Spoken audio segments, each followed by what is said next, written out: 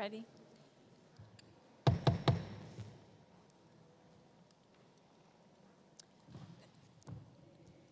Good evening. I'd like to call the September 1st special called meeting of the Dare County Board of Education to order.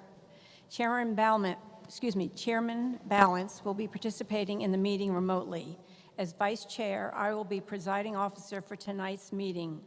Before we begin, I would like to read the following statement.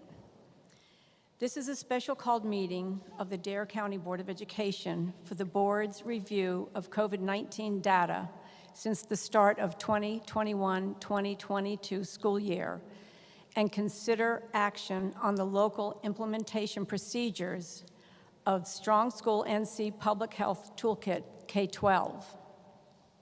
Because this is a special meeting, there is no period of public comment. However, the public has had the opportunity to submit comments for the board to read and consider prior to the start of this meeting. These comments have expressed strong opposing views and suggestions for the board to consider. As a reminder, this is a business meeting that must proceed without disruption. In order to conduct the business before the board this evening, those in attendance will be expected to demonstrate respect for others' opinions, not interrupt the speakers, or disrupt the meeting with any outbursts or personal attacks. Bottom line, we are all here because we care about our students and we really want what's best for them. Our special call meeting agenda will include a presentation by Dr. Farley reviewing community and school data related to COVID-19 and the implementation of the StrongSchools NC Public Health Toolkit implementation since the start of school on August 23rd, following by discussion and possible action related to the toolkit implementation by the board on August 5th meeting. Do I hear a motion to approve the agenda? Madam Chair or Madam Vice Chair, I make a motion. All right. Thank you, Mr. Twitty, making the motion. Do I hear a second? I second. Frank Hester is second. Do I hear any discussion for the agenda? Can we add a moment of silence for the 13 servicemen that passed away last week at the attack in Kabul? I'm sorry. Yes. We're calling for a moment of silence.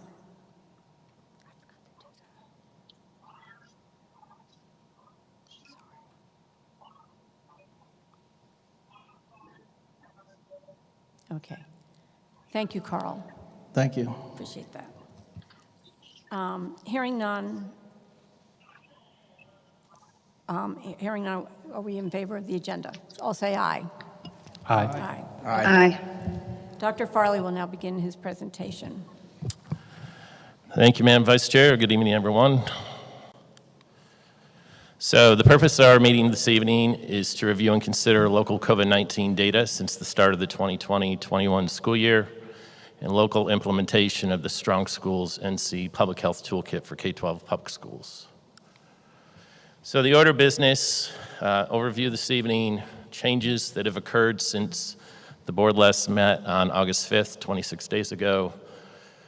Talk about the opening of school, COVID-19 data in Dare County schools, impacts of quarantine and some of those outcomes, correspondence that the board has received in the last 3 weeks, a summary of public input and comments that have been afforded the public for the last 5 days, a new wrinkle, a law was passed, signed by the governor in the last 48 hours, and Session Law 2021-130, which we'll get into later in the presentation, and then recommendations. The actions to be considered this evening will be universal masking, virtual status change, limiting non-essential visitors, and making vaccine information available on the Dare County School website. So the StrongSchools Public Health Toolkit in K-12 has been about 18 months strong in the state of North Carolina. And if you tuned in to our August 5th meeting, we covered how there was a significant change as the governor mandated for about the first 14 months of the pandemic, many sections of the Public Health Toolkit, and then in late July and beginning of August, all of the mandates disappeared, and all the mitigation strategies and recommendations fall under schools could or schools should do. So the toolkit comes from recommendations from the CDC, the American Academy of Pediatrics, and North Carolina Department of Health and Human Services. The toolkit promotes layered prevention strategies based on COVID-19 trends and updated CDC guidance that's approved by North Carolina Department of Health and Human Services. It recommends that school leaders should continue to consult with local public health officials for input on community transmission and vaccine uptake to make local decisions. So, what has changed since the August 5th meeting? A lot. So, we had a 7-week summer school program. Summer school started in June. We had a program that ran for about 2 weeks, 2.5 weeks. And then we came back in mid-July and ran until August 18th. During the summer school program, face masks were required. Over 600 students were in attendance, and the number of students who were quarantined from the summer program was 0. Virtual learning. So an outcome of the August 5th meeting was to open up a virtual learning option. 260 parents registered their students in the virtual program, and they've been in virtual since we started schools.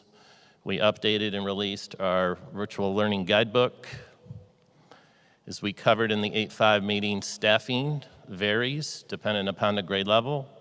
So in 612, there's a combination of facilitation by North Carolina virtual public school teachers, students who are taking dual enrollment, and then Apex courses with oversight and facilitation by Dare County school teachers.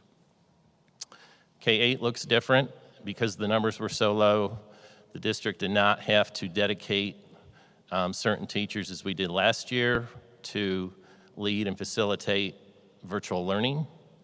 Last year we had over 1,000 students who participated in virtual, and with the low numbers this year, teachers in Dare County schools who have students who are virtual are facilitating that coursework.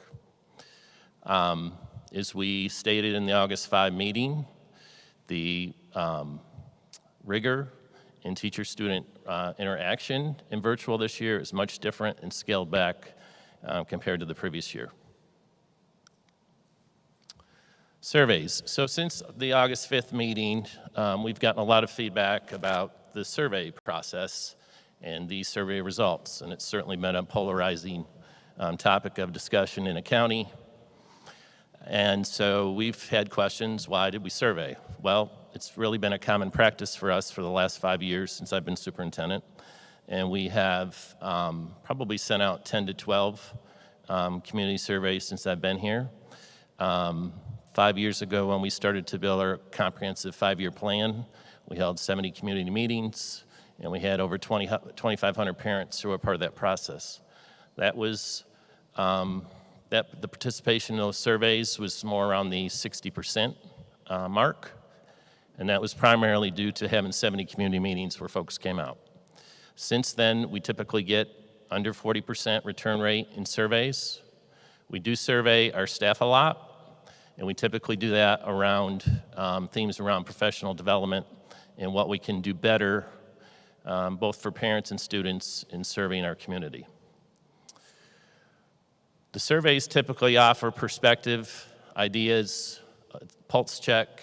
We value survey feedback, particularly if you've taken one of our surveys, we always have comment boxes at the end. So a lot of times beyond a snapshot of data, and again, keeping in mind, we typically only have 40% of parents who participate, and typically 80% of staff. The comments that we get back are typically well-informed, gives us a lot of data, a lot of information. I think it's important that, because I think I know there's been some talk in the community about the survey driving results, and I see the survey, I believe the board sees survey results, is a piece of information, and as they look at an array of considerations and making decisions. The control measures are limited, so our surveys are informal, and maybe we should just call them parent input as opposed to survey, because I think it gives a different connotation, and moving forward we may do that. So control measures for us currently are limited in that when we go to our Blackboard Connect system that has all the email addresses of all the parents in the school system, those numbers vary. So, example, John Farley and Rena Farley have 2 students at First Flight Elementary School, and both Farleys get an email. Some parents choose to only have 1 email come to their account, some may have multiple, and it kind of depends upon family structures. How that's impactful is when we send surveys out, or how we have sent surveys out, we typically always ask for 1 response per family, but we don't actually have that control measure in place. So it is possible that multiple entries could be made in a survey process. We have created a system, should we decide to survey again, where we can pinpoint 1 email that would go to a family as opposed to what's been formally done.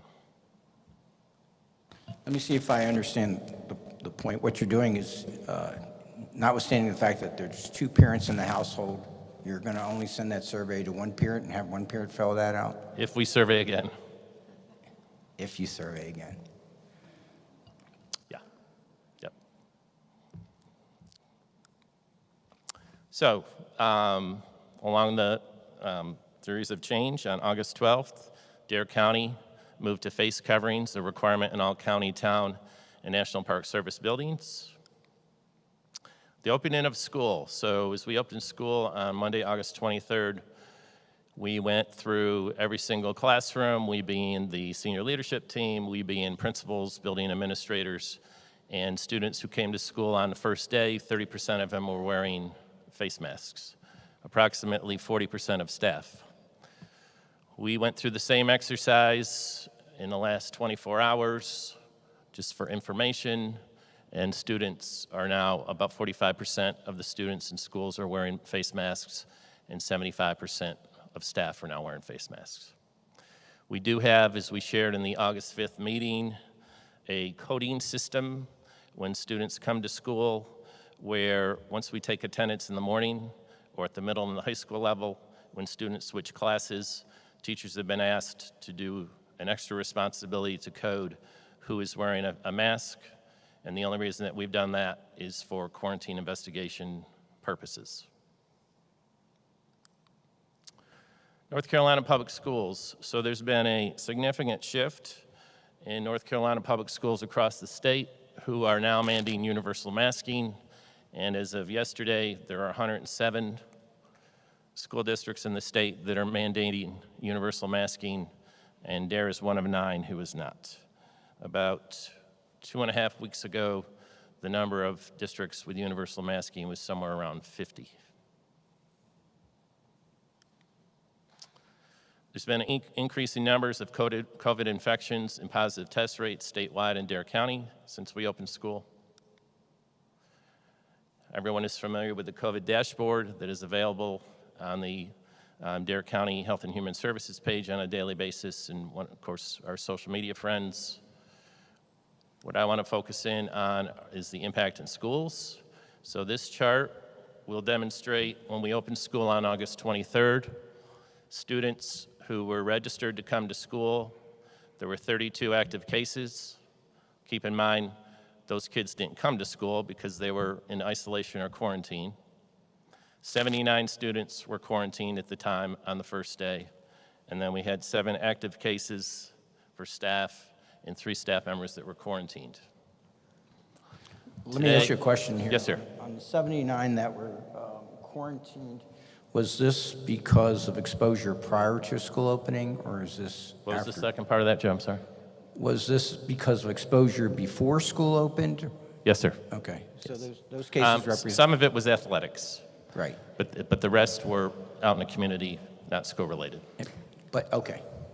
And just a little clarification on that, because earlier you said that when you had the summer school, no kids were quarantined. Yes, sir. So when we started off, from the very beginning, and this is probably the same thing Joe is asking. I'm trying to get my mind wrapped around it. So if no kids were quarantined during summer school, how did we start off with kids being quarantined the first day of school? Dr. Farley, I'll be Go ahead, happy. Sandy. Sure. Good evening. I would be happy to help you with that because I've been in close contact and conversations with the lead nurse who serves their county in the schools, but also through the Department of Health and Human Services, as well as Dr. Davies.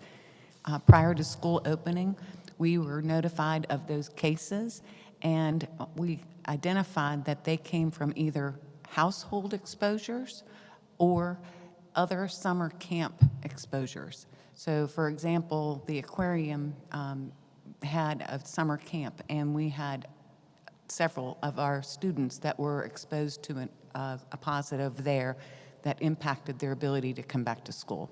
So it was outside of our mandatory mask wearing during our summer programs. I hope that helps. That does help a lot. One other quick question, Dr. Farley. When you're talking about the 107 school districts that have gone to mandatory masks, and now there's 9, it's probably too early to see. Has there been a change in quarantine levels with that? Well, I'm not tracking quarantine of other districts. What we do know is that every county in the state is in the red transmission status, which is the highest level. Yeah. But I guess the question I'm trying to get in that, has that already, is there any documentation that proves that that has made a difference to help slow the spread? Would you? Well, I'm not sitting on school district data from other schools. What we do know is when the CDC made the recommendation in late July, and the North Carolina Department of Health and Human Services made the adjustment where if everyone is universally masked, they're quarantined. So for those districts that have done that, then their quarantine numbers have dropped significantly. So when you're in universal masking, students do not have to be quarantined. The only student that has to be ordered to go home is the student who's positive. Dr. Farley? Yes, sir. Could you give us a number of percentage of our staff that's vaccinated? So we're around 90% of staff that are vaccinated. One thing that we have started school, and some new hires have come in just 10 days, 14 days prior to the start of school. Ascertaining that information is a little bit of a moving target. Some of our staff members come from other states, but when we were in June, approximately 90% of Dare County staff were vaccinated. Do we have a number of vaccines that are for substitute teachers? I mean, you know, our staff is 90%. How about our substitute Yes. population? We have added a lot of new substitutes to that list, and I'll be very honest with you, I have not had time to devote to teasing out the data for our substitutes. So that could also impact It could us. also, Thank you. yes. And in talking to several principals, we're also struggling with getting substitutes who want to report for what that's worth. Another follow-up to Mr. Hester's question is keep in mind that only about 15% of the kids in the entire district attended summer school, okay? So 85% did not attend. And so, as Sandy said, those numbers are coming from daycares and community and so on and so forth. So, as you, Mr. Woody. Yeah, I got a quick question for you. You talked about quarantine. If the students wear a mask, you said the only person that has to be sent home is the positive? If there's universal masking. Okay, where's that at? Because on the website, it doesn't mention if you're masked that you don't have to get quarantined. Because all it says on the website is that if you're within 6 feet of somebody that's positive, that you have to be quarantined. So my concern is, where's that information being broadcast at, saying that, you know, if you have universal masking, only the person that's positive gets sent home? What website? Well, if you go to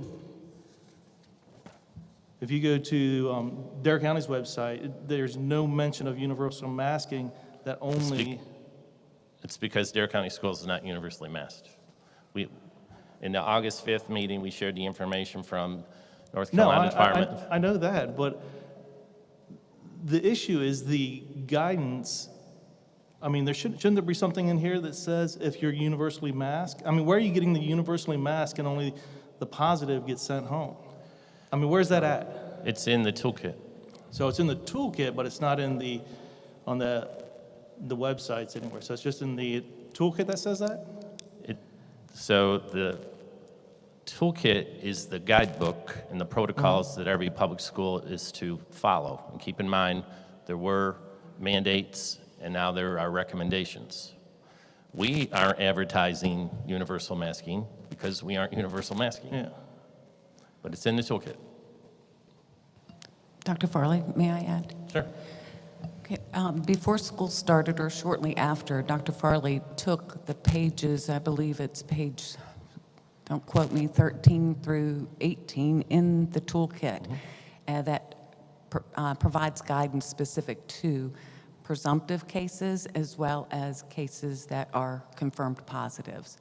He took that information and we sent it out to every household. And in that guidance, there is and I'm going to bring it up before we leave here today, but there is a segment in there that talks about examples for when quarantining will take place. The only time when quarantine will not affect the 6-foot radius around a student that's positive is if everyone's wearing a mask. In all cases, if a positive is in our school, they're going to be quarantined for 10 days, period, whether they have a mask on or not. The difference maker is because of the caveat, if the person wearing a mask is positive and they're within 6 feet of another person who's wearing a mask, that person will not be considered a close contact, nor will they have to quarantine for 14 days. And that is in the guidance that Dr. Farley sent out to individuals. And again, we've referred to over and over again, the wording that seems to be confusing is the fact that it says that both have to have masks on under the quarantine guidelines. So again, it's in that guidance and we have sent it out to every parent. Okay, what's the discrepancy between the 10-day and 14-day? The 10 days have to do with the individual who is positive, and there's a presumption that the 10 days is shorter than the 14 because they were most likely showing symptoms prior to being positive. I can get clarification on that if you'd like. But then you're saying that someone that was in close contact with that person, then they have to quarantine for 14 days? Yes, the 14-day quarantine is the incubation period, and that, again, can be discontinued earlier by the guidelines from the CDC at 10 days or at 7 days. But under each of those caveats, the individual who is discontinuing their quarantine must come back to school, and these are school guidelines, by the way. They're just school guidelines. They don't pertain to individuals in the community. So they can discontinue early in the community if they test negative, and then they're after 5 days, and then they can go about their business.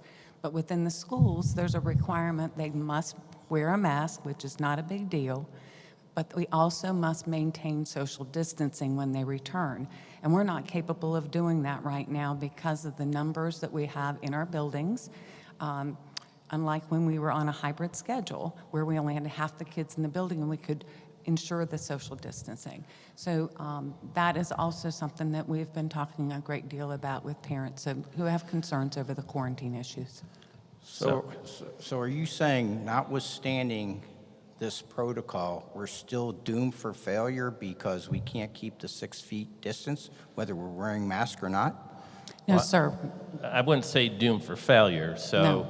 First off, we've sent home the toolkit numerous times. I also sent home what Sandy just described as the summary, cut it down from 30 pages to 5 so that parents had a better gauge of quarantine, okay? When the pandemic started, it was a 14-day quarantine period. Then in December of 2020, the CDC said there's now a 7 and a 10-day possibility. And the 7 was if I'm identified and I'm going into quarantine and I have no symptoms, and on day 5, I take a test and I'm negative, I can return on day 7. If the district can provide 6 foot of social distancing, okay? The 10 days was same time frame, and under the 10-day guidelines, if you are identified and you're in quarantine and you have no symptoms for 10 days, you don't even have to test, and you can return if there's 6-foot social distancing. So part of the heartburn right now in Dare County schools is we cannot socially distance by 6 feet.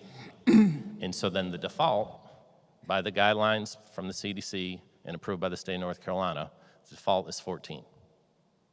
So there's probably 98% of our classes in Dare County schools where we cannot socially distance by 6 feet. Thus, that's why we have to go, or the health department orders 14 days of quarantine.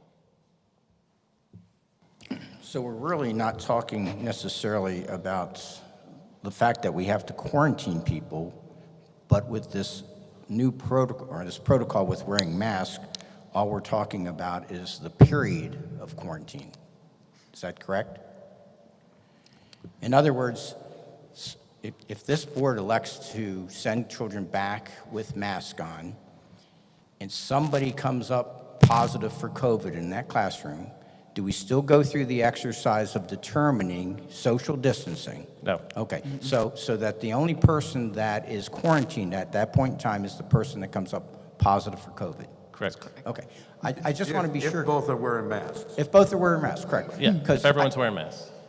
I'm sure, and I'm going to tell you this, not only was the board confused about that, but I'm sure the parents may have been confused about that. And I just wanted it on the record in terms of what the protocol is and what we're determined to vote on today so that we make a well-informed decision in terms of what we do.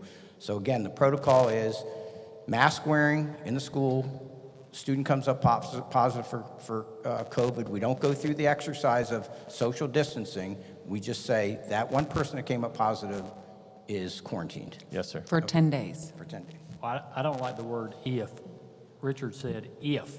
If we make this mandate, there's no if. There's that means no if. teachers That's and correct. staff will be, so I don't want to use the word if. If they're in that classroom and if we choose tonight to make that happen, the word if is out of the question. Right, what I was trying to make clear was the scenario that Mr. Tauber was describing would only apply if both people are wearing masks. I And- wasn't relating to what the board was doing. Okay, and that would be if this board decides tonight to make a decision. There's no if in that. They will be wearing a mask.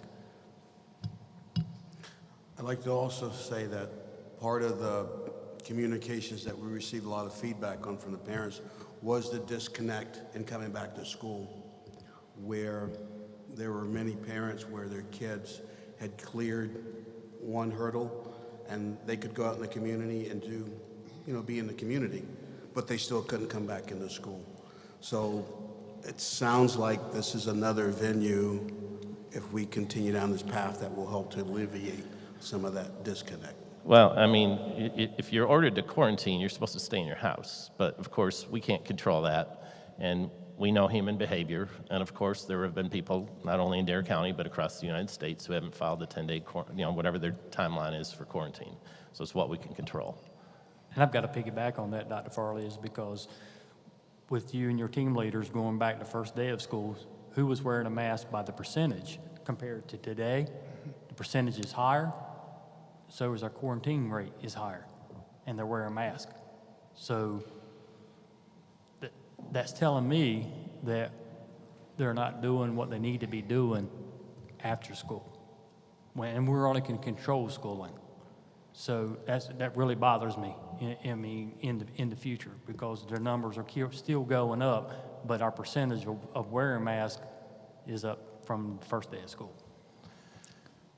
Well, logically, you would attribute the rise in mask use to concerns with quarantine numbers that are going up, but that's not a fact. Dr. Farley, Yes? may I come back to Mr. Woody's Sure. question?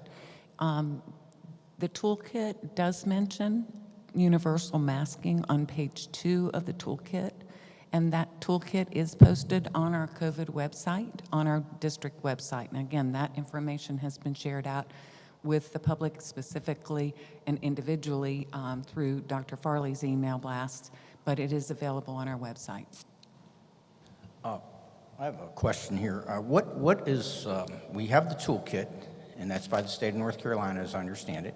Where does the Dare County Health Department come into play here, as far as protocol or anything else involved with Dare County schools? So the health department is supposed to follow the guidelines that come down from the Department of Health and Human Services. And that's what they've done for the last 18 months. Joe, if I may, the toolkit, when it deals with exposures, at the bottom of page 17, includes this caveat. It says, after it talks about the times for quarantine, it says, follow the recommendations of your local public health department if someone at your schools should quarantine. Local public health authorities make the final decisions about how long quarantine should last in the communities they serve based on local conditions and needs. So that's where the toolkit defers to the local health department. I wanted to ask you a legal question in that regard. Can the Dare County Health Department legally come into our schools and quarantine our students Yes. by virtue of statute? Yes, there's statutes that give that authority specifically to the county health directors. Quarantine and isolation orders.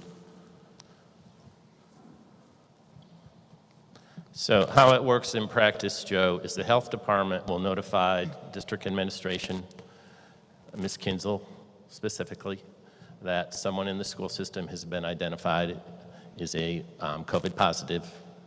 And then Ms. Kinzel then starts to work with school-based administrators to try to determine to the best of their ability, the situation around where students are, what their schedules look like, with our tracking mechanism for who's wearing masks and who is not, where students are sitting.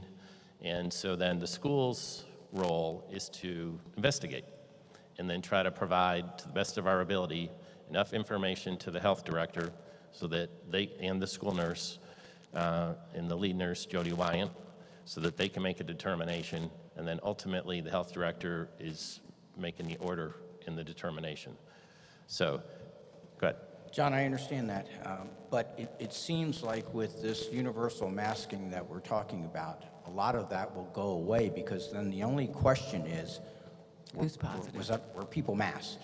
And if the answer is yes, everybody was masked, then we don't go into any other exercise in terms of, who's going to be quarantined, distancing, and all that other stuff. It's just mask or no mask, correct? Right. So an outcome, if the board decide to go with universal masking, would be all the current students, and it's 399 on the chart, and that was our dashboard that comes out every day this morning. And as of about 3:30, when Dr. Davies started phoning in on other situations, it's over 400 now. Any student who is quarantined present day, if the board decides that tomorrow they're going to mandate universal masking, those students still have to serve their quarantine protocol and timeline. But once they return to school, and once all the other kids are masked, again, if that's the direction of the board, then the only quarantine that hypothetically could really happen in the school system is likely to be in athletics, where depending upon the sport, students are masked or not masked. And even when we came back to school, we tried to come back last November, October, November.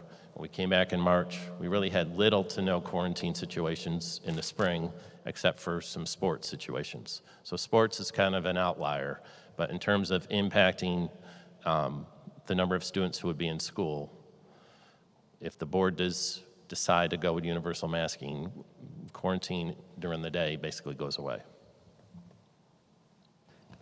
And Dr. Farley, I'd like to add that expect that to wane over the course of 2-week period of time, because the numbers now have been, 8 will roll off after 14 days, and then we'll gradually get our numbers for quarantine down. But you can expect it's going to take probably about a 2-week period before we see fewer, to little to no quarantines based on close contact. And just for me, trying to wrap around my head, it is mind-boggling that the numbers are going up so high since our last meeting, August the 5th, And back in late June and all July, we have over 400, 500,000 people here. And I've not heard anything on the media during the month of June or July. All this started with our board meeting to talk about opening school. It's mind-boggling that here we are tonight, possibly making another decision for our students and staff, which is a safe thing to do, but here we are getting a finger pointed at us, basically, in the community. And it's unbelievable. I just can't wrap around it. I really can't. Well, if I can comment, and I would only disagree in the sense that the finger's pointing at us, it's pointing at our children, and that's the distressing part. I'd like to make another, or trying to see if I'm on the right track. I know that the mass issue started to come back in when a number started to rise, and then it got mandated. So I would suspect that when this thing starts to wane, that we could revisit a time when we can go back to not having to wear the mask. Because right now, because our numbers are high, that dictated the mask requirement, like the difference between Dare County and Hyde County having to mandate it. So in theory, if the science works out and everything progresses, this should not be a long-term. We pray that it won't be a long-term thing. Well, it's impossible to predict at this point. What we know is that Dare County is, like every county in the state, is in the red transmission status of highest concern. And if it comes down from, and this is in CDC guidelines, also from the North Carolina Department of Health and Human Services, when districts go from red to orange to yellow, when they get in the yellow phase, transmission rates have come down, and that's when there's a recommendation where districts could consider not having universal masking. So it's hard to predict timelines. What we do know with timelines, as we get into a little later in the presentation, and I touched on in the agenda, is a new law has been signed. I believe it's 654, Senate Bill 654, I believe. Yes. Where school districts are now mandated for the remainder of the school year to, first off, you have to have a policy that has to, around face masks.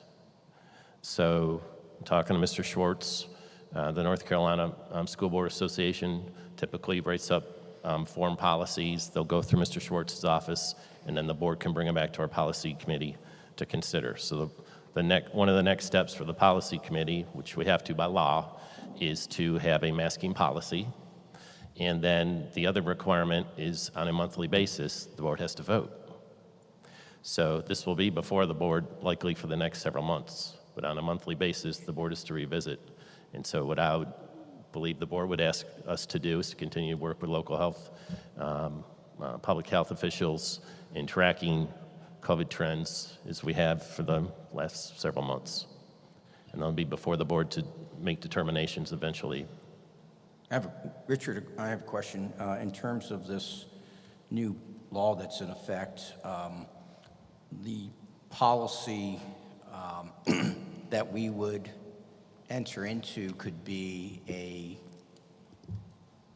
non-masking policy or a parental decision, and then that change on, because I'm afraid to put that it's mandatory for masking, because then we'd have to change the policy every so often. But if we made it parental choice, then we could visit that on a monthly, by statute, on that basis to determine when we're going to change back to masking.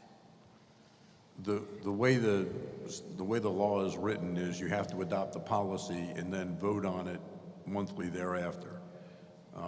So whatever policy you adopt should say what you intend to do, and then you just revisit it every month. You may go month one, say, here's the policy. Month two, say, we're not going to change it. Month three, say, we're not going to change it. Month four, say, we're going to modify it as follows. But the first policy you adopt should be what you intend to do, as opposed to this is a convenient way to deal with the policy. It's not convenient. And it's only. It's not at all. No, and the new law. only- Especially if you make it in a policy. I mean, it'd be one thing for us to make a decision. Exactly. Based on the information that comes out, when we get it, but this doesn't make a whole lot of sense to me. No. Yeah. It's, if it had said the board should make a decision and revisit it every month, that'd be different, but it said adopt the policy. It only applies for the current school year, as written in the law that was signed by the governor the day before It's yesterday. kind of like playing ping pong. Mr. Tauber, I've trained you really well. We've had policies before you every meeting, I think, since I've been here. So Richard, is this going to go for the entire school year to 2022, June? Correct. Okay.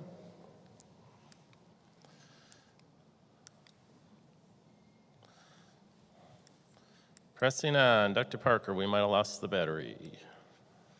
Thank you. So of the 399 students currently in quarantine, 350 of those students would not have been quarantined if they were wearing a face mask. The other 49 students were identified as close contacts through non-classroom situations such as sports or the community. If you take the number of students who are currently quarantined, times 14 instructional days, the number of students who are currently in quarantine would miss a total of 5,586 days. So, quarantine has been a significant topic of conversation since we began school 8 days ago. There's several outcomes of an increasing number of students who are in quarantine beyond health and safety concerns. So, the quality of instruction suffers, as does continuity and pacing. So, when students are going out in quarantine, they're not having the same face-to-face experience. Continuity and pacing in a classroom becomes a challenge as students are moving in and out. When students are quarantined, parents often have to miss work, and there's a strain on local businesses, including the hospital. Some students have been quarantined multiple times, so we know of at least 2 students who have been quarantined in multiple scenarios who are going to be out multiple days and going back to, we've had some students, it was preschool, who've been in quarantine for up to 28 days. That is likely to replicate as we move through time if we continue to see these trends. There's strains on staffing and having multiple responsibilities. So we have some teachers who are already serving students virtually. We have face-to-face instruction going on, and then staff also have to provide as much as they can for students who are being quarantined during that time period. We've had athletic cancellations and interruptions. That is likely to continue, and that may continue whether or not we have universal masking. And then every time that we've got an investigation, it impacts our administrators' ability to perform their duties, particularly the multiple investigations that have been going on. Go ahead, John? Keith. Yes, sir. I thought that first slide said that we currently have 79 people in quarantine. Was I wrong? That was at the, Keith, can you go back a couple slides there? I believe those were the number of positive cases. Positive cases, Joe. We started the school year with 79, now we're at 399. Oh, okay. Sorry. Those are the actual positive COVID cases. Thank you. Okay, so again, Dare County DHHS follows state guidelines. The health director, as Mr. Schwartz has stated, has the complete authority to issue isolation or quarantine orders. And we've talked a couple of times now, or spent a lot of time talking about the 14 days because we cannot socially distance by 6 feet. So there's 2 paths to reducing quarantine if that's the goal, and to keep kids in school. Outside of a magic bullet where COVID disappears, the 2 paths would be you reduce the number of students in classrooms. So if we were to do that, we would have to go back to a schedule, some kind of a hybrid schedule like we did previously, where half the kids may come to school, then we can socially distance by 6 feet, or we go to universal masking. Correspondence. So since August 5th, the board has had a lot of correspondence from several local officials, and including the governor, who's asked not only this board, but I believe at the time there was 40 some odd districts that were still not universally masking, where the board chair received a letter from the governor. The board received a letter from Ronnie Sloan, president of the OBX Hospital, Compelling letter talking about the strains on urgent care and hospitals with all the quarantine numbers that have continued to increase, and number of positives in the county. The board received a letter from the Dare County Board of Health and Human Services, a letter from Dr. Daniel Dwyer, Chief of Staff at the Outer Banks Hospital, and from Dr. Robert Gunther. Many of these themes are around the same with the strains on the hospital and healthcare system in Dare County. John, did you receive any letters from people that, medical people, about the dangers of masking on children? Were any letters received? Most of the letters that, well, From emails. medical people? Because Right. I think this last board you had were medical people, and I'll give you the fact that medical people wrote those letters. Did any medical people write you contrary to what those medical people were doing? Well, the board has been on the receiving end of everything that is up on that screen tonight, so it's just not been directed to me. And as you know, we've received multiple emails from parents and people in the community, and there have been a couple of, I don't know if, I can't verify their status as a physician, but there have been a couple who have presented counter arguments, yes. My point is that we got that fact that those medical doctors that you talked about, where they were. Yep. But it's only fair to present the other side as well, in terms of the doctors that may have written as well, saying about the dangers of masking as well. I think it's only fair that, we have that in view too. Right, so I understand where you're coming from. The ones that I highlighted went straight to the Board of Education versus just the superintendent. I'm not here, I don't want to get into a public debate about masks. And there's people that are obviously on both sides of the issues, and when we get to parent input, we certainly have seen that, and we've seen that in the initial survey results, okay? I don't want to get into that debate publicly. What I'm just stating is that if the goal is to keep kids in school, then if that's the goal, then the path is to either reduce the number of kids who are in schools or to go to universal masking. Well, I guess, again, my point was, let's keep that out on the side of the people that you presented as medical evidence in favor of masking. Very good, okay. I get your point. So public comments or public input, we had a 5-day period where 366 parents responded, went to our website, and were able to provide input. So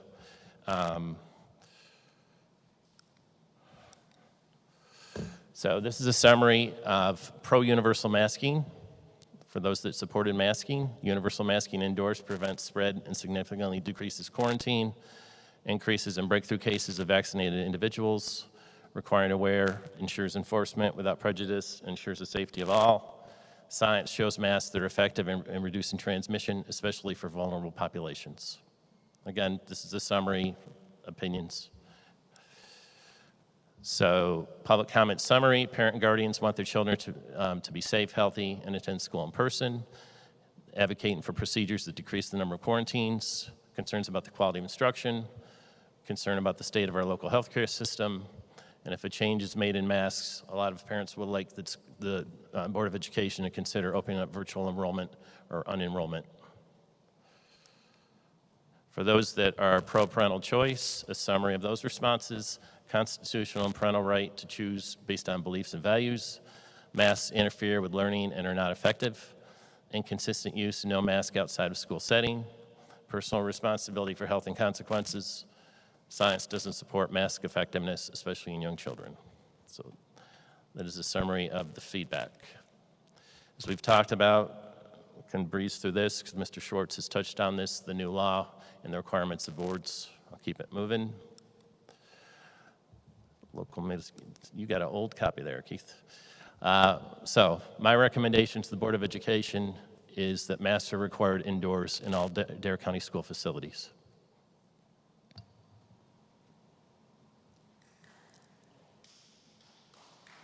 Dr. Farley has made a recommendation to change our current policy for mask wearing. I'd like to make a motion that masks are to be required indoors in all Dare County school facilities beginning Thursday, September 2nd.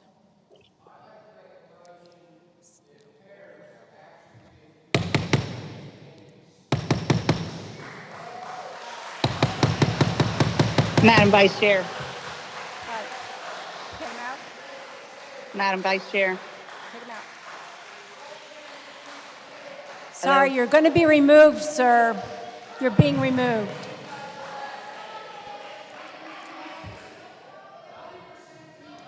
Sir, you're out of order. Should we recess?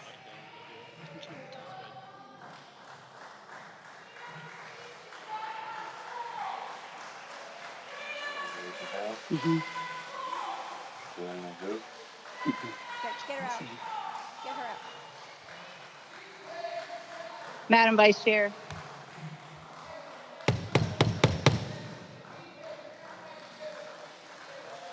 Should we take a recess?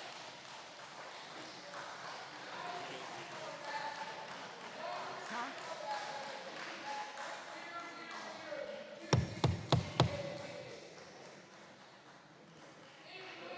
What? Okay.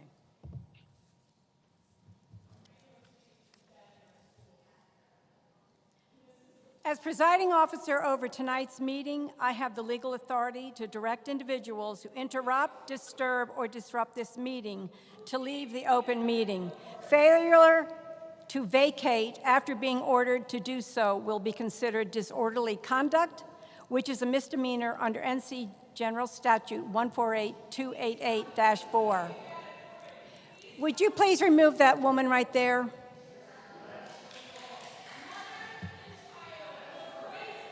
Well, set a nice example for her.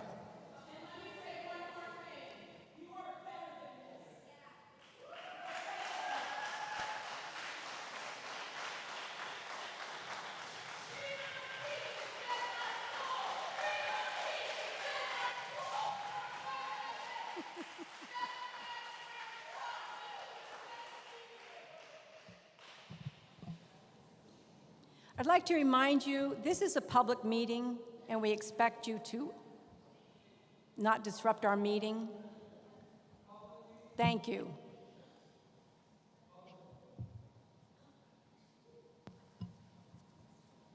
You want to go? All right, excuse me. We have a motion. Do I need to repeat it? I would Madam like Chair, for you you should to, restate please. the motion. Dr. Farley has made a recommendation to change our current policy for mask wearing. I would like to make a motion that masks are to be required indoors in all Dare County School facilities beginning Thursday, September 2nd, 2021. Do I have a second? I second. Thank you. Do we have any discussion? Yeah, I've got a question. It's too hot. Is it possible to put a statement in there saying that they would be required in the event that the CDC community transmission in Dare County is at a high rating, so that, because instead of just saying universal masking, that when the CDC declares it as a high rating, you use the mask, and when it drops below that, like you were saying earlier, when it gets back to the yellow or whatever, then it would automatically trigger to parents' choice. Well, the board will be able to go back on a monthly basis and revisit both the policy, vote for the policy, and can at any point in time make a determination if they want to change the protocol and policy. So that might be something we need to put in the policy if we wanted to. Or you have a trigger in there depending on where it's at. Well, at any point in time, the board can change the policy. Yeah, okay. Madam Vice Chair, I wanted to share that Chairman Balance is on the phone and wanted to make a comment, and it wasn't heard earlier, so I wanted to share that she's requesting to make a comment on the phone. Madam Vice Chair, can you hear me? Yes, ma'am. Yes. So it seems as though as long as the local health department makes determinations on who's quarantined and who's not, the school board is our hands are kind of tied as far as the only way we can guarantee our kids are in school is to have them in a mask. Correct. So I just wanted to make that statement. We're really at the mercy of the local health department to make the determinations over our children's ability to attend school as long as they're in masks. Right. Thank you for your comments. And I'd just like to piggyback on that because I want to make sure that I want to keep these schools opening for our students. And as long as they're wearing a mask, the quarantine should be much lower based on what was presented tonight, correct? Correct. Okay, Yes, sir. thank you. And I'd like to say that this board still, notwithstanding the Dare County Health Department's ability to quarantine our students, we're still in favor of parental rights on this issue, and also with the issue with vaccinations too. Just pointing out some of the hypocrisy, and I've mentioned this before, we make our children wear masks in our schools, and as soon as that bell rings to get out of school, the children take their mask and enter into a community where very few people are wearing masks.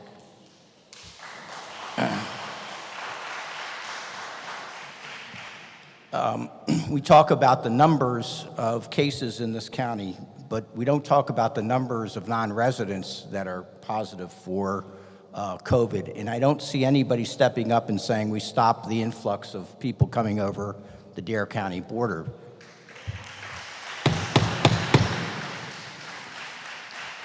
Any more outbursts? We do not want to hear any clapping.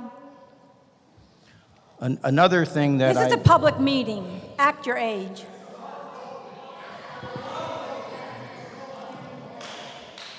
Another thing I've witnessed and through emails and through telephone calls is the people coming in, whatever position they're on, and citing as scientific facts, when in fact they're not scientific facts, they're scientific opinions.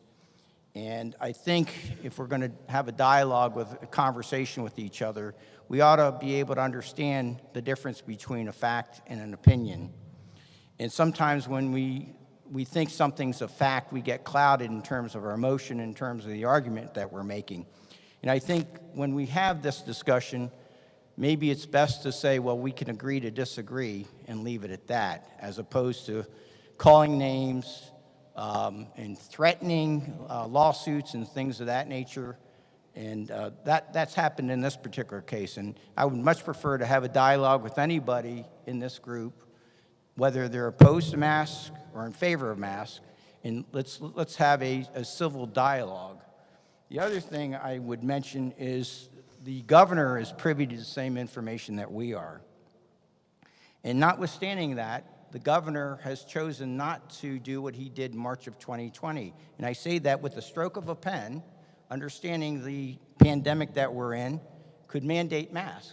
And I'm wondering where the governor is, and if anybody's playing, well, I'm not going to say the word, but with the stroke of a pen, he could have taken that decision out of our hands. And like the chairman said, and Mr. Twitty said, that decision's not really in our hands. It's in the Dare County Health Department, unfortunately.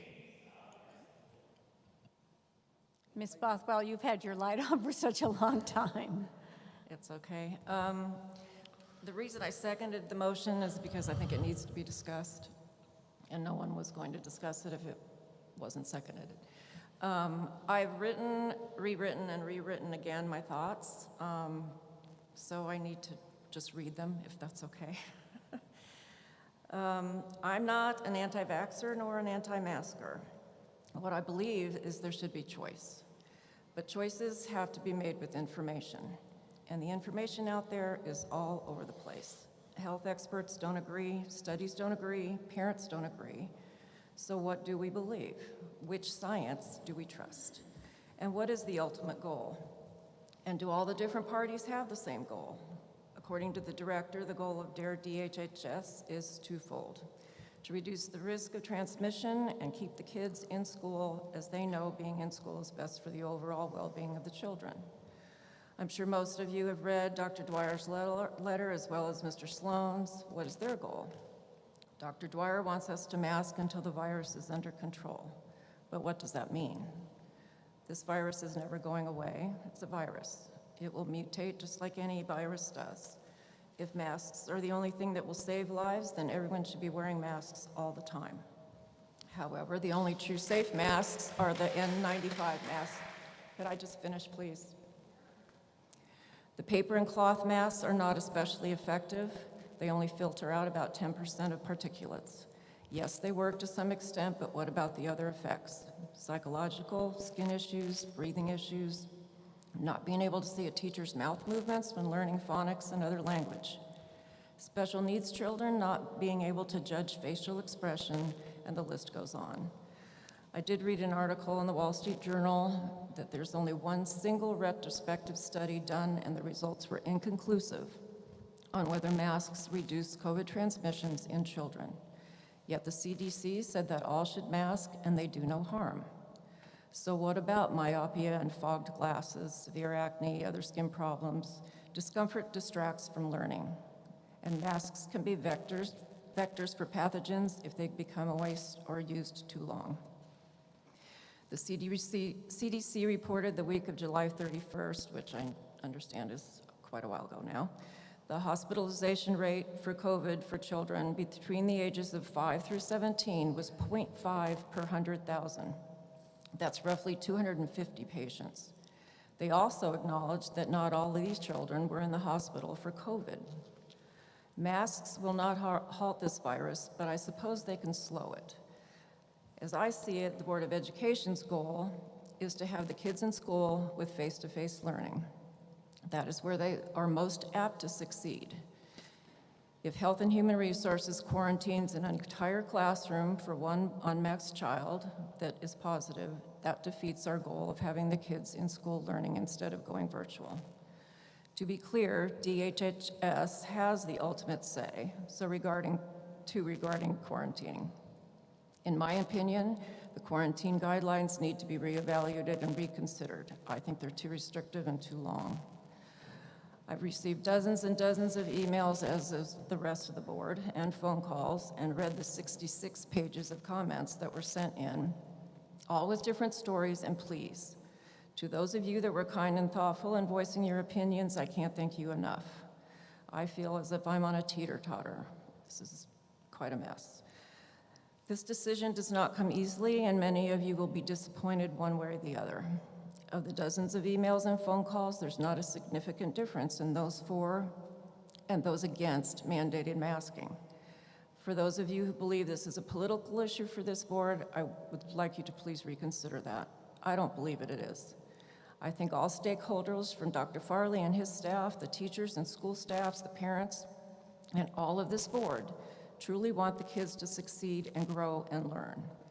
In any case, whatever is decided here tonight, it will be discussed again every meeting for the next year due to the bill that was just signed.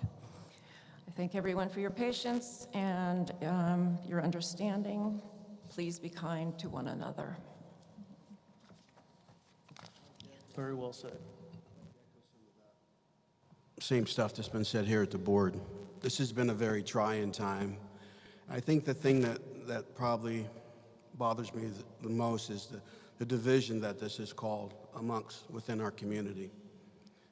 We all love our kids. You know, we've heard both sides, and both sides are very passionate, because at the end of the day, the parents are concerned about their kids, not just about their health, but also their education. And we're struggling to deal with something that's new to us. And I also am a believer that the parents should have more say in what goes on with their kids. It is their kids. They know their kids better than anybody else.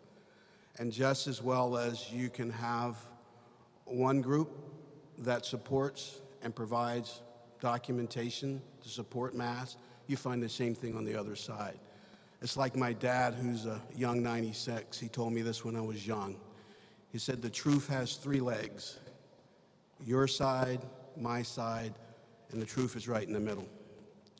You know, I pray that we can come together and get through this and realize that we all are not trying to pick a side, but we're trying to do what's best for the kids.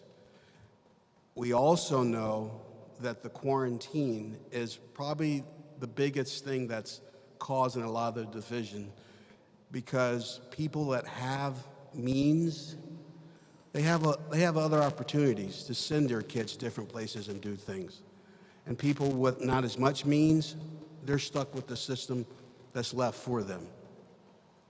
So at the end of the day, for me, it boils down to what is the best opportunity for the kids to stay in class the longest and get face-to-face learning, and continue to pray that we can get on the other side of this, because I know that all mass aren't created equal, and anybody can, you can support whatever you believe.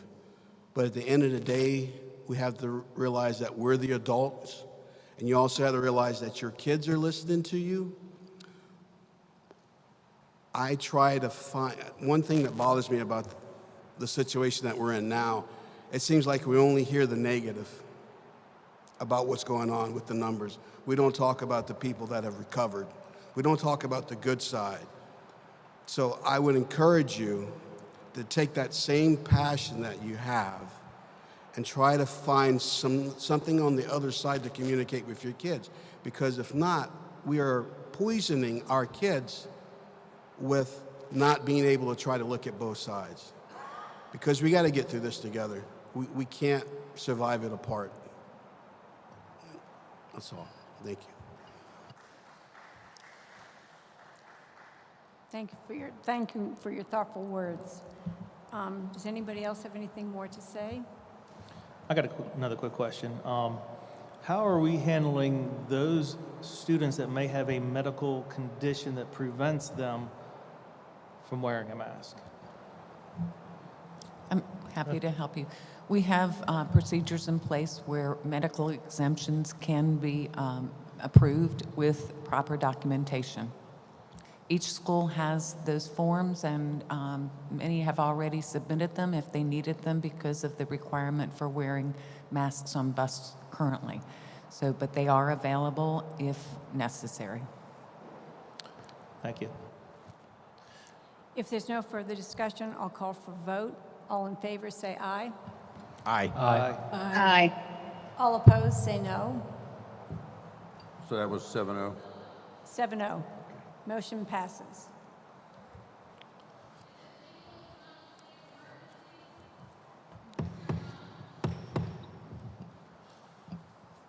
So the next recommendation, Madam Vice Chair, Board, is to amend the previous August 5th motion that passed as follows: to offer a virtual option for all students for first semester, with the requirement that students opt in for the entire semester.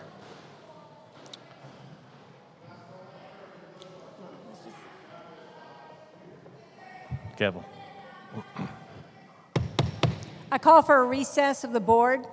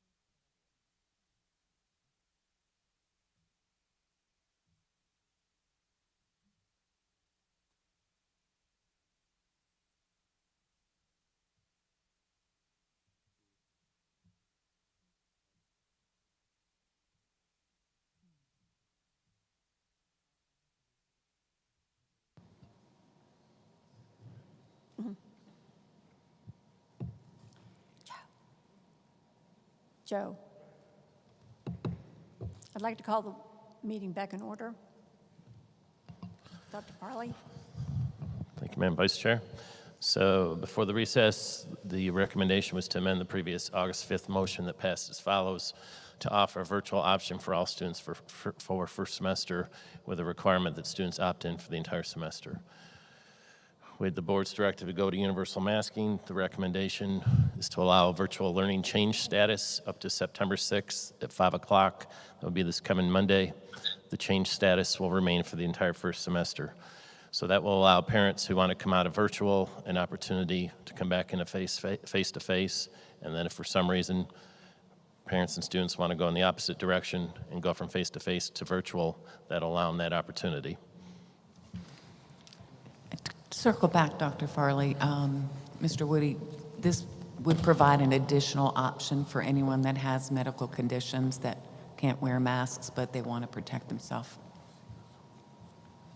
I'm really not comfortable with that.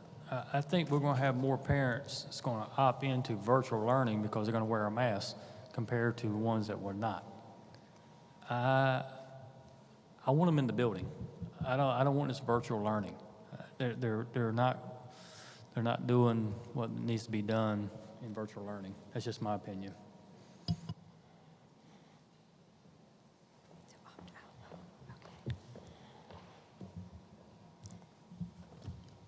I think that some of the parents who have their kids in virtual learning, I think it'll be an easy flip. I think all those kids will come back, perhaps. Oh, without a doubt, but I think you'll have double going the opposite way. You think there'll be more coming in? Look how many people left here tonight that wanted not to wear a mask. Right. Those who are still here tonight wants to wear a mask. Madam Vice Chair. Ms. Balance? I just want to say I think it's only fair that we would offer the virtual option to those parents that aren't comfortable putting a mask on their child, as we did for the other side. I know it is not ideal, and we obviously want our children in school as much as possible, but under the circumstances, I think it's important that we do continue to provide as many options for parents as we are able to provide. And so I would make the motion that we offer a virtual option for all students for the first semester, with the requirement that students opt in for the entire semester. And do you want to add that if parents want to opt out, they can? Sure, yes. If parents would like to opt out and have their children back in school, I think that should also be an option for them. Okay. Ms. Balance has made a motion. Is there a second?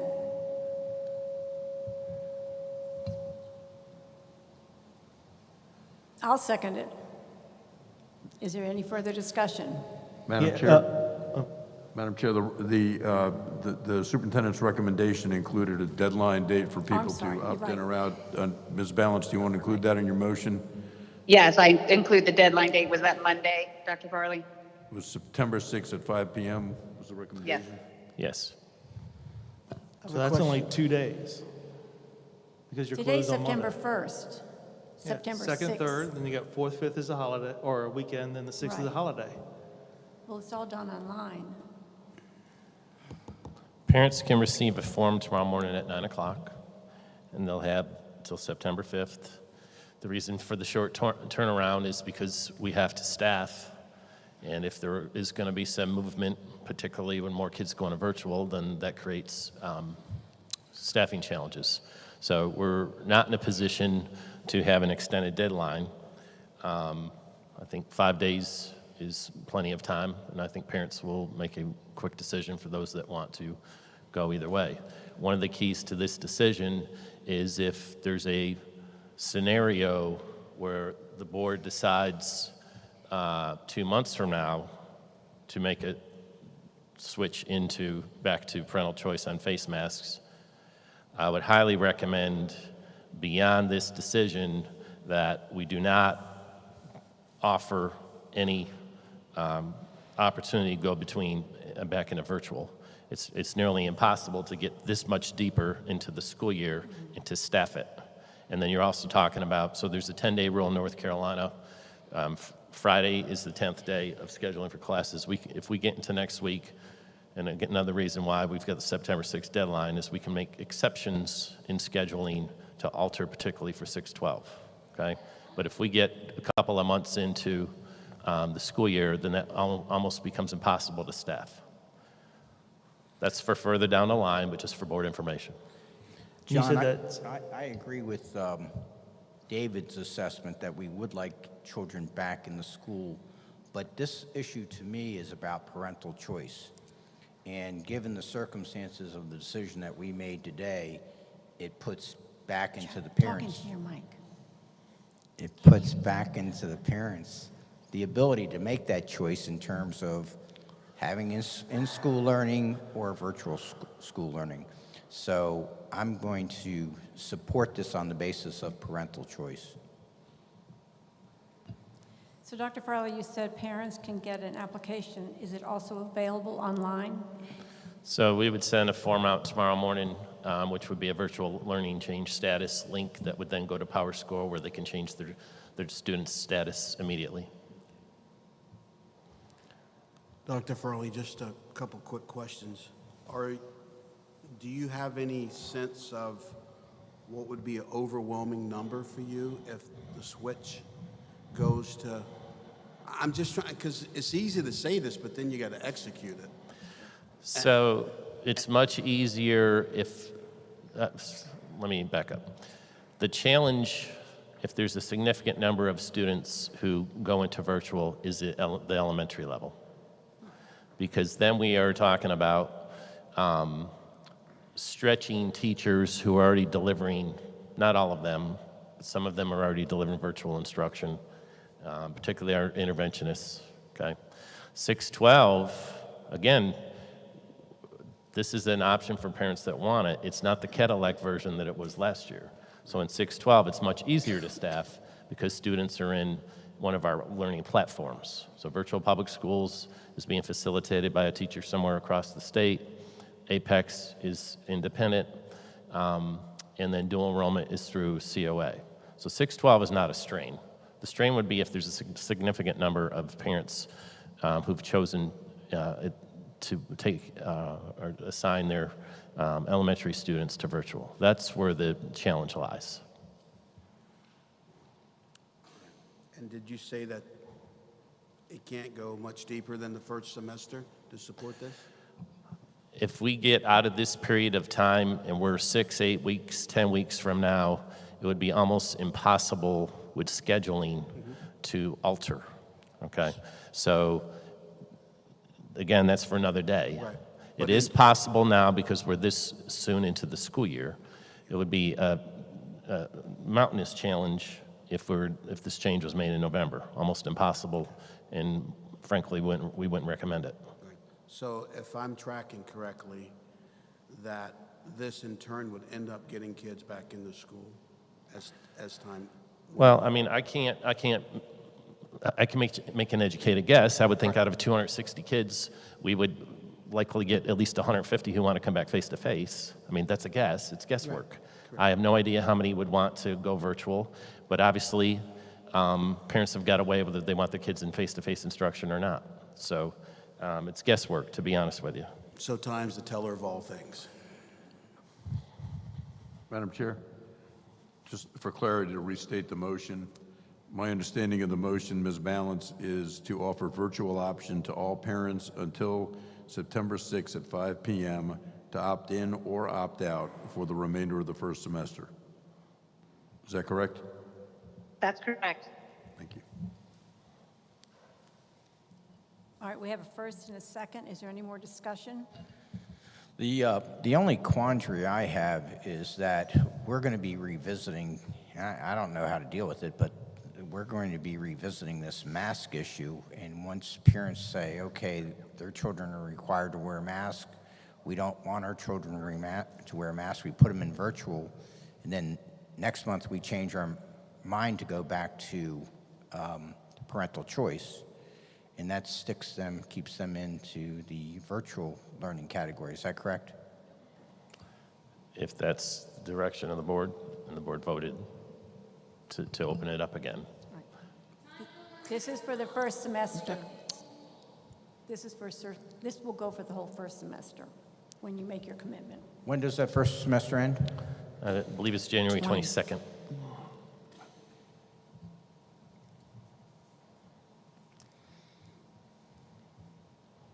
All right, Dr. anybody else? I'm want- sorry, Dr. Farley. There could be a possibility of us looking at coming out of virtual, but the hardship truly comes with trying to go back into it and making flip-flops back and forth. So pulling kids out at the elementary school, if we have the large number there, might be an option, but 6 through 12, because of setting them up for their credits and getting classes in person and assigned to another classroom teacher could be problematic if we had them come out. So I think that could be something we look at to determine as the board makes decisions along the way. I'm also of the opinion that we could vote today for this motion and then make a motion later on and put them back in school if we wanted to, I imagine. I think that's quite a bit of hardship on central office. I think that's too much, Joe. It's too much on the kids. Not Yeah. central office, but it's too much on the teachers everybody. and teachers and the students. All right, we have a motion and a second. Is there any further discussion? I'd like to call for a vote. All those in favor say aye. Aye. Aye. Aye. Opposed? Nay. 6 yes, 1 no.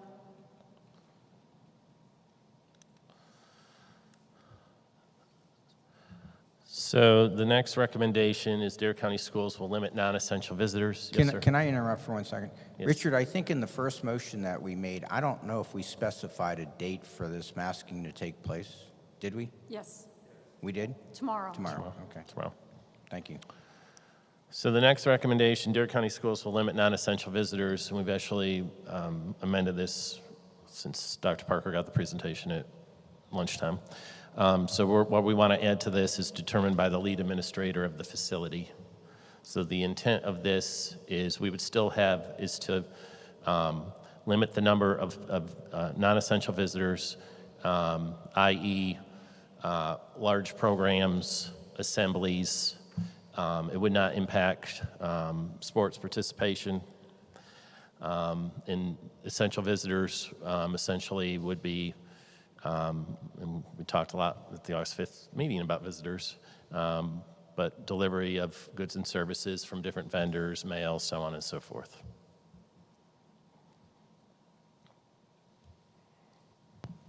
I make a motion, we approve it. I'll second.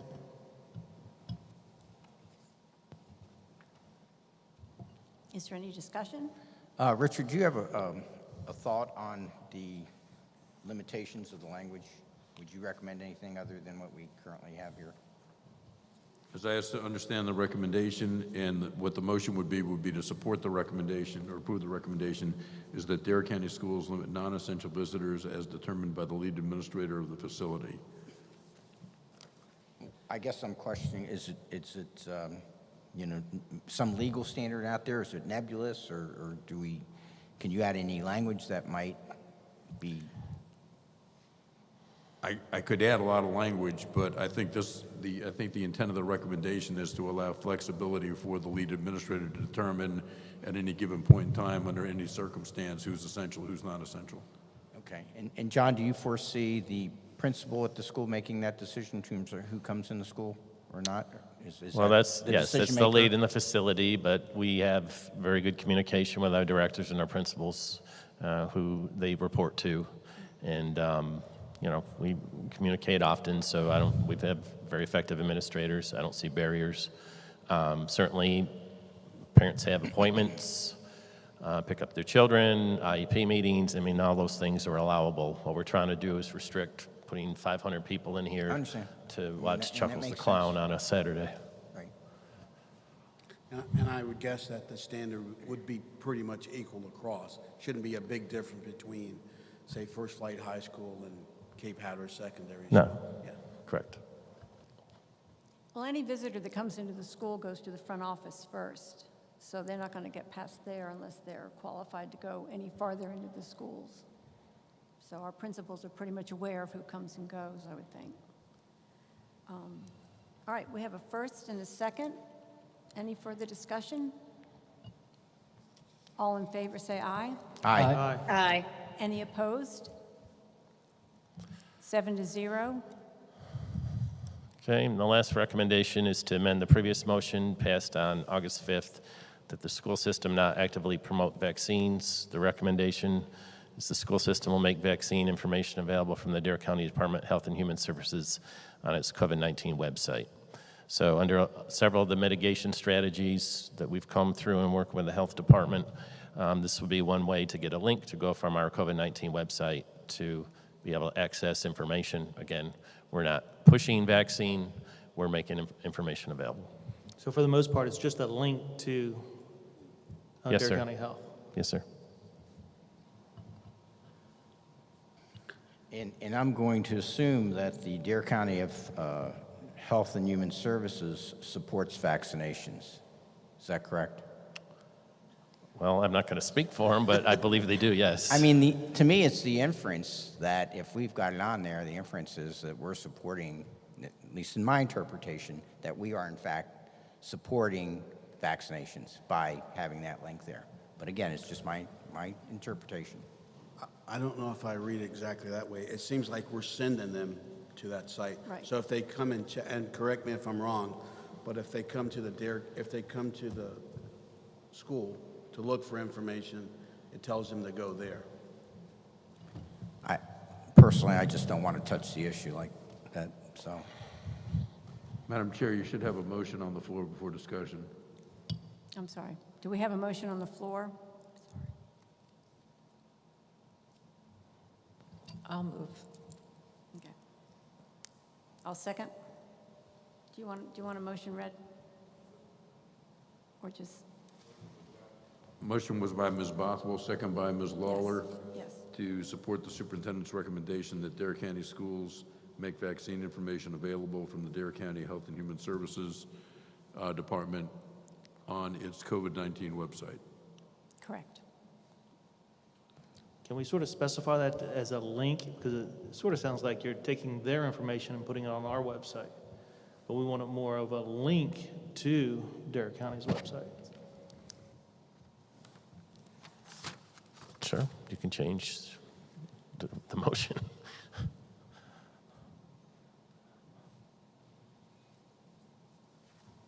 I'm just confused about why would someone come to Dare County Schools website to look what the Dare County Health Department's doing.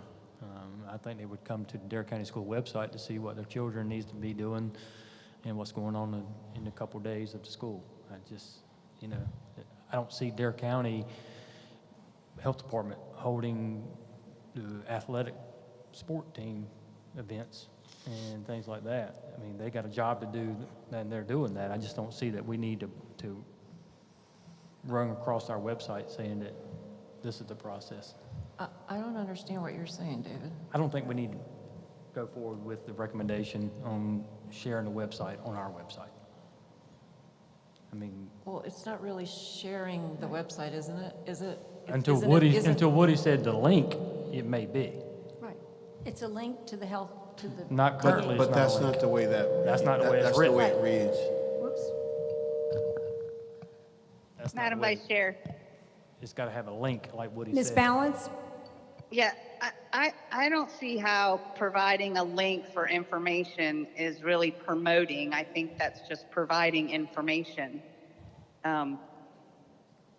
So I see that, I think that we, if we can provide information for somebody who's looking to get vaccinated if they so choose, that's different than pushing out emails or saying, putting it on your website, go get vaccinated. So I don't see why a link on our COVID page makes much difference. if it's just providing, I mean, like David said earlier, or has said in the past, everybody knows you can go to the health department and get it, but I've gone to the health department website and I've had trouble finding things on it before. So if some people feel more comfortable going to the school website to get that information and we can provide it for them, I don't understand the harm in that. So keep in mind, when we went through all the different mitigation strategies that were recommended in the August 5th meeting around vaccination, there was a long list of holding clinics in schools, sending information home, promoting on school announcements during the day, a long list of different mitigation recommended strategies. This by far is the least intrusive step, for lack of a better term, in addressing those recommendations. We also, so that you all are aware, I've combed through, along with Ms. Kinslow and working with the health department, every single one of those strategies. And the reason we narrowed down to these 4 recommendations this evening versus some of the other things we've previously talked about is there's a lot more resources and access in Dare County than other counties across the state. So for example, there's, I believe, 9 different sites where you can go and get a COVID test in Dare County. Several other surrounding counties may have one. We have an ability where we don't have to track who has a vaccine, who's had the vaccine and who has not, because of the system we have set up with the health department. So there's a long list of things that we are already doing, and this concept was to take one of the least preferred or intrusive steps in providing information. Again, we're not pushing vaccine, but we get a lot of hits on our website, our COVID-19 website. People are going on a daily basis, checking out our dashboard. They know where the toolkit is, all the different information. That's the concept.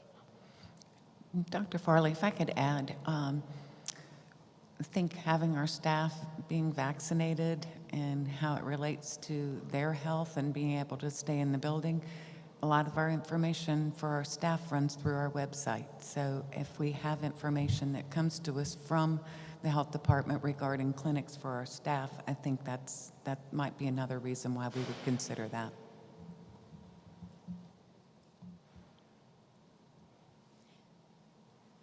So are you going to change, should the motion be changed to say you're going to establish a link?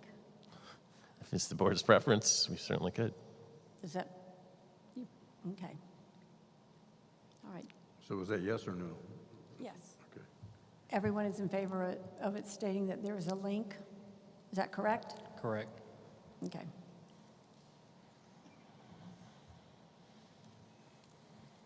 Do we have any more comments? Richard, could you read the motion Yeah. again, then, if it's been changed? The motion then would be that the Dare County Schools will make vaccine information available with a link from the Dare County Department of Health and Human Services on its COVID-19 website. Should that be by the Dare County Schools COVID-19 website? Yes, sir. Okay.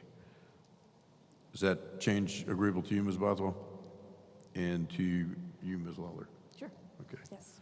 So you made the motion and the second, that's what I'm Yes. asking. So to restate the motion then, the motion is to support the superintendent's recommendation that the Dare County Schools will make vaccine information available with a link from the Dare County Department of Health and Human Services on the Dare County Schools COVID-19 website. All right. We have a first and a second. I'm going to call for a vote. Everyone in favor say aye. Aye. Aye. All opposed? No. Okay, we have 6-1.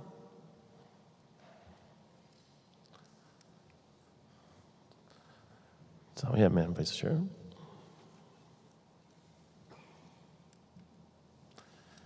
References are the last page of the presentation.